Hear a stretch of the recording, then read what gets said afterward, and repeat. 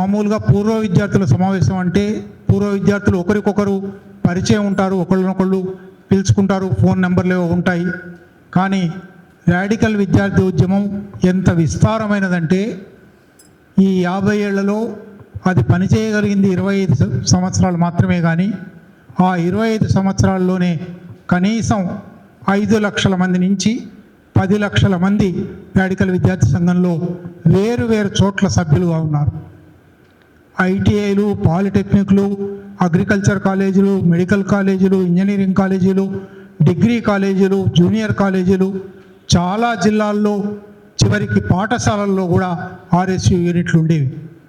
అవి మాత్రమే కాదు, ప్రతి సంవత్సరము వేసవి సెలవుల్లో గ్రామాలకు తరలండి కార్యక్రమం ద్వారా వేలాది గ్రామాలకు రాడికల్ విద్యార్థులు తరలి వెళ్ళారు. వేలాది గ్రామాలలో ప్రజా ఉద్యమాలను నిర్మించారు, ప్రజా సంఘాలను నిర్మించారు. కనుక రాడికల్ విద్యార్థి సంఘం సభలు 50 ఏళ్ల జ్ఞాపకాల సభలు నిర్వహించేటప్పుడు ఈ 5 లక్షల మందిని 10 లక్షల మందిని చేరడం మాకు అసాధ్యం.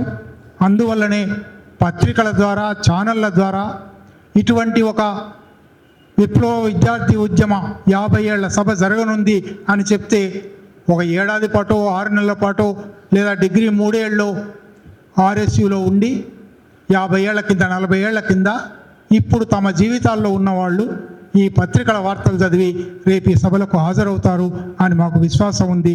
ఆ విలువలు, ఆ ఉజ్వలమైన జ్ఞాపకాలు మళ్ళీ తలుచుకోవడానికి సభ ఏర్పాటు చేస్తున్నాము అని ప్రకటిస్తూ అటువంటి వాళ్ళందరికీ చేరడం కోసమే ఈ పత్రికా సమావేశం ఏర్పాటు చేశాం.